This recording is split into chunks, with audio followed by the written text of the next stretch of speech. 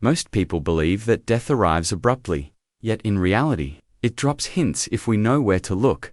Unlike in films, there's no brewing tempest, no ringing alert, or hushed caution. But if you've lingered long enough, pacing the silent corridors of clinics like you'll see that the human frame always murmurs its reality well before the brain grasps what's approaching. I've devoted over 3 decades to working alongside patients in their 70s, 80s, and even 90s. And if there's one truth I've grasped, it's this. The frame typically begins to emit subtle cues nearly a full year before the close.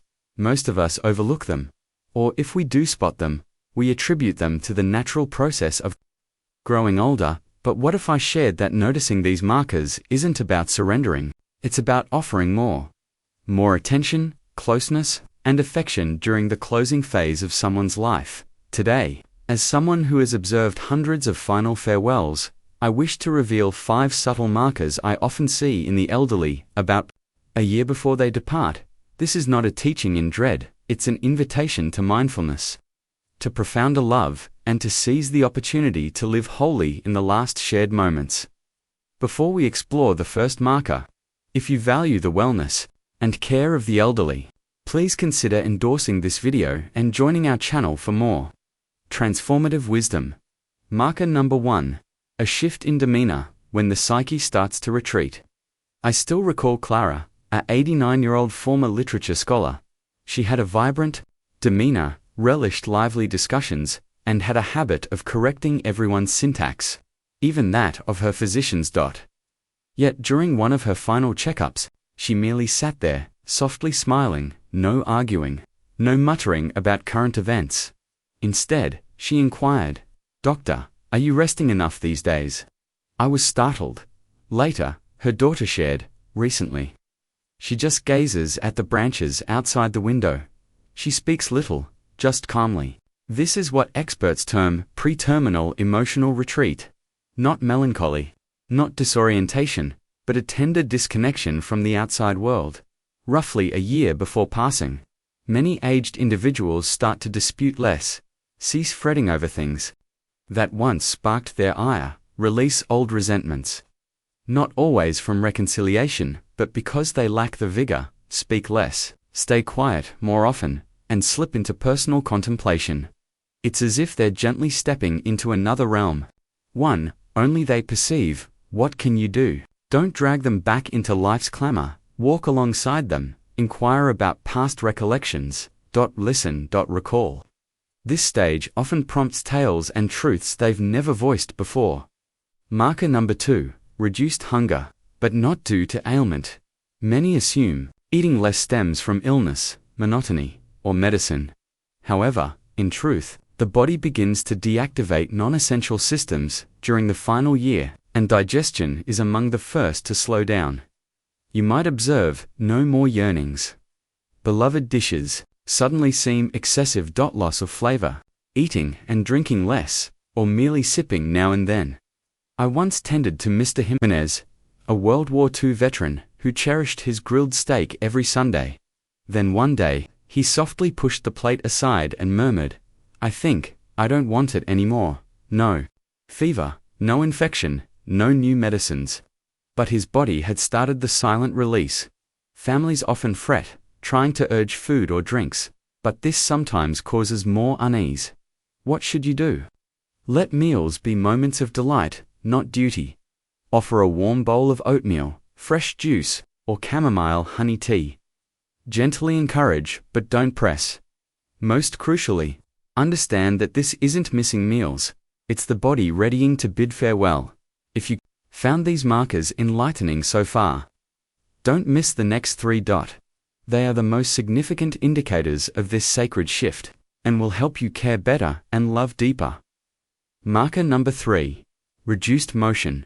A growing calm spreads its common, too slow with age, but this is distinct. No tumbles, no aches, no injuries. And yet, they start to roam less, rest more, avoid steps, cease partaking in activities they once cherished. I once tended to Mr. Charles, a man who took his morning stroll around the garden daily with a cup of coffee. He called it his pondering trail. Then one morning, he didn't go. I asked why. He said, "It's too breezy today." But there was no breeze. He no longer felt the urge to move. What can you do? Don't urge them to rise. Swap the stroll for a soothing hand massage or a relaxing foot rub. Assist with small movements so they still feel cherished.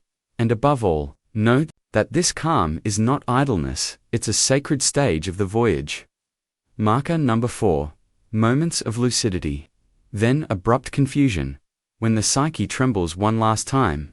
One of the most perplexing things families ask is, why was Mum so clear conversing normally, and then just days later, she's muddled and speaking gibberish? The answer lies in the final stages. An aged person's psyche becomes incredibly delicate. Even minor changes such as dehydration, a poor night's rest, or a new medication can trigger mild delirium. They may forget names of dear ones, see people who've departed, speak incoherently, or blur the line between dreams and reality. I recall Mrs. Florence, 94 years old. Once sharp as a blade, she used to tutor her grandkids in math. Then one morning, she looked at me, smiled, and asked, "Doctor, have you seen my Jack today? I heard him tap this morning." Mr. Jack, her husband, had passed 22 years earlier, but there was no sorrow in her gaze.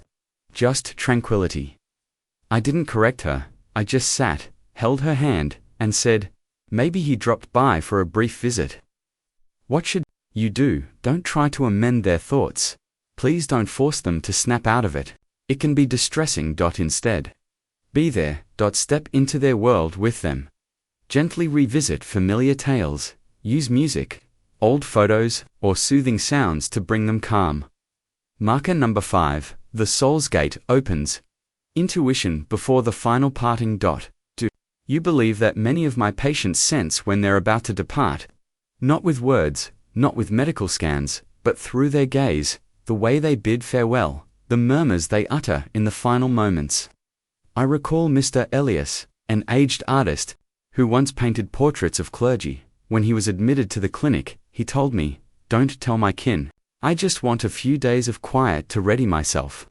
He crafted one last sketch in pencil on newsprint. It depicted a gate opening into radiance. The next morning, he passed peacefully, pain-free. A study from a palliative care center in Norway found that over 82% of aged patients experience vivid, real visions of departed loved ones, bright glows, or gentle voices in their final 2 weeks. These are not delusions. They are spiritual passages that aid them in releasing and finding peace. What can you do?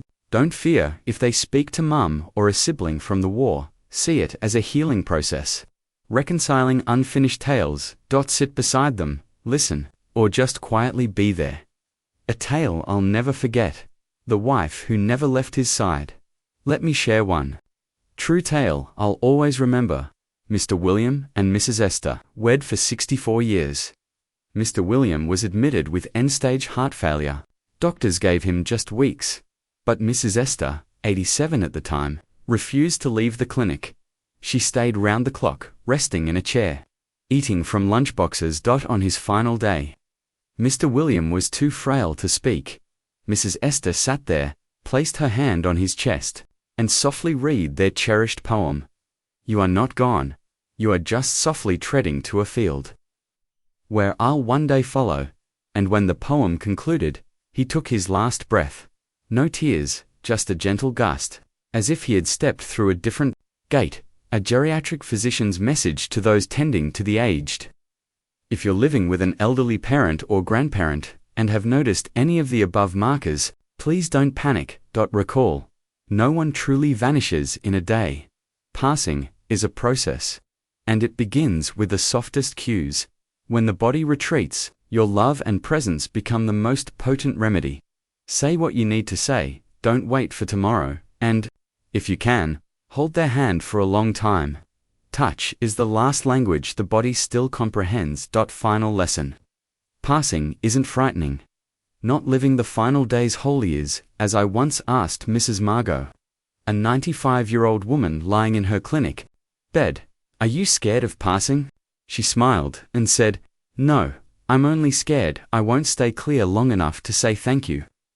That day, she asked us to call each of her grandchildren. She said her thanks, offered her blessings, then closed her eyes in peace. If you're reading this now, that means you care.